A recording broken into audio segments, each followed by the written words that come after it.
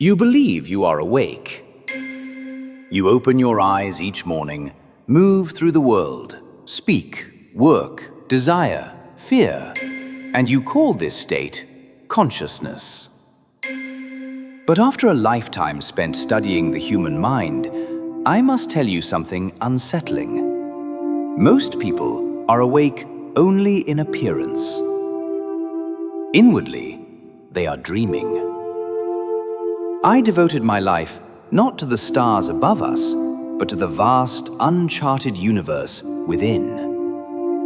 Through thousands of patients, countless dreams, and years of direct confrontation with my own unconscious, I observed a pattern so consistent it could no longer be dismissed. Human beings confuse orientation with awareness. They believe that because they look outward, they must therefore be conscious. But orientation toward the outer world is not the same as awakening. In many cases, it is precisely what keeps one asleep. We must ask a question most people never ask honestly. What does it actually mean to be awake? Is it perception, memory, thought, reaction? Or is wakefulness the capacity to see why you think, why you feel, why you repeat the same patterns even when they lead to suffering? I observed that many people function flawlessly in society while remaining strangers to themselves. They work, marry, argue, love, hate, yet never once ask who is acting through them. Such a life may be functional, but it is not conscious. It is a dream carried out with open eyes. Why then does the outer world feel so convincing? Because it demands nothing from your inner life. The outer world provides identities, roles, expectations. It tells you who you are before you ever discover who you might be. When you identify entirely with these outer roles, your inner world grows quiet, not because it has nothing to say, but because you have stopped listening. I once expressed this truth in a simple sentence. Who looks outside dreams. Who looks inside awakens. This was not poetry. It was diagnosis. To live only outwardly is to exist within a collective dream, a shared illusion reinforced by habit, culture, and fear. The unconscious does not vanish when ignored. It compensates. What you refuse to see inwardly will appear outwardly as fate. Unexamined fears become recurring situations. Unlived desires turn into resentment. Denied aspects of the personality emerge as conflict with others. You believe life is happening to you, when, in truth, your inner world is arranging the scenery. This is not mysticism, it is psychological law. Consider dreams. Dreams are not nonsense. They are communications from the unconscious, spoken in symbols because symbols bypass resistance. The unconscious does not argue, it presents. And what does it present most often? The very material consciousness refuses to confront. If you live courageously by day, your dreams may be calm. If you deceive yourself, your dreams will disturb you. This is why I listened so closely to dreams. They reveal the truth of a person's inner life without politeness, without moral disguise. To ignore them is to silence your most honest teacher. Why then do people avoid looking inward? Because awakening is not comfortable. To look inward is to encounter the shadow, the parts of yourself you rejected to become acceptable. Anger disguised as reason, fear disguised as caution, weakness disguised as virtue. Until these are seen, they govern your life invisibly. Most people prefer the safety of dreaming to the responsibility of consciousness. For consciousness demands accountability. You can no longer blame fate, society, or others for what you refuse to understand within yourself. When a person finally turns inward, something remarkable occurs. Life does not become easier, it becomes meaningful. Suffering transforms from punishment into instruction. Confusion becomes a signal, not a failure. You begin to see that your life is not random, but symbolic. Every recurring pattern is a message. Every emotional reaction is a clue. Every dream is a letter written by the deeper self. At this stage, you are no longer merely living. You are in dialogue with existence. Now we arrive at the essential truth. Not a promise, not a trick, but a responsibility. You are not meant to escape the world. You are meant to see through it. The outer world is necessary, but it is not sufficient.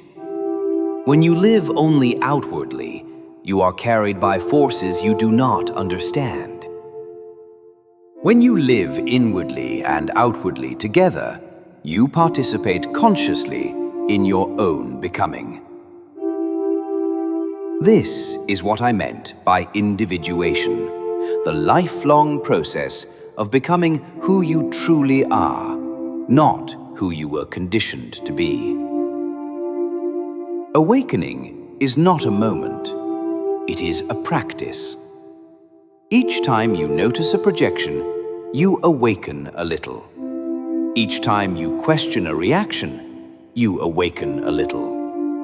Each time you listen to a dream, instead of dismissing it, you awaken a little. And eventually, the dream of living outwardly alone loses its power over you. You no longer ask life to give you meaning. You bring meaning to life.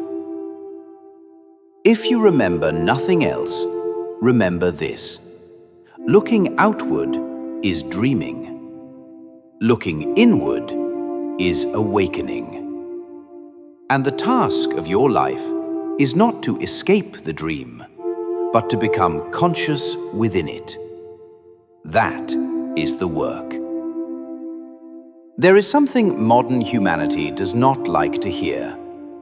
The greatest danger to the human soul is not suffering, not fear, not even death. It is meaninglessness. In earlier ages, human beings lived inside myths. Not myths as falsehoods, but myths as living structures of meaning that connected the inner world to the outer cosmos. A man did not ask endlessly who he was. His culture, his symbols, his rituals answered that question for him. Today, those symbols have collapsed. Modern man believes he has outgrown myth, but in truth, he has only become unconscious of it.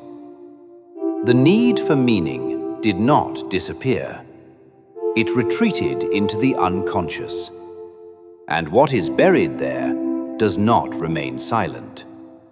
It returns as anxiety, as depression, as compulsive behavior, as an unshakable feeling that something essential is missing. I saw this again and again in my patients. They did not suffer because life was cruel.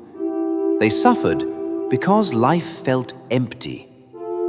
They had success, relationships, intelligence, yet no inner orientation. When a human being loses connection to the symbolic dimension of life, the psyche fragments. For the soul does not live by facts alone. It lives by meaning. This is why dreams become so important in times like ours. Dreams spontaneously produce symbols when conscious life becomes too narrow. They attempt to restore balance by revealing images that point beyond rational understanding. A dream does not speak the language of logic.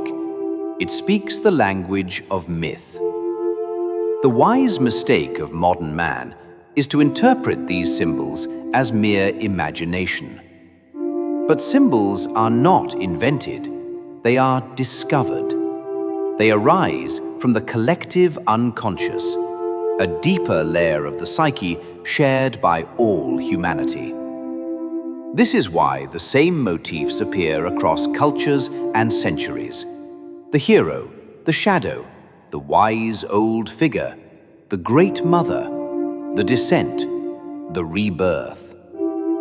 These are not stories. They are inner processes. When such symbols appear in dreams, they are not asking to be admired. They are asking to be lived. To ignore them is to ignore the psyche's attempt to guide you toward wholeness. And wholeness is the true aim of psychological development.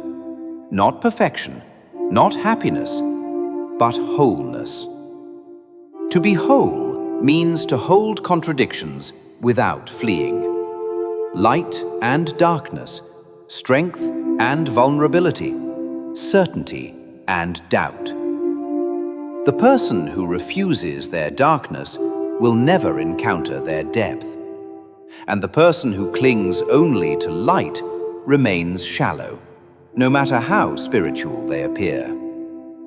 The task, then, is not to destroy the dream, but to become conscious of it.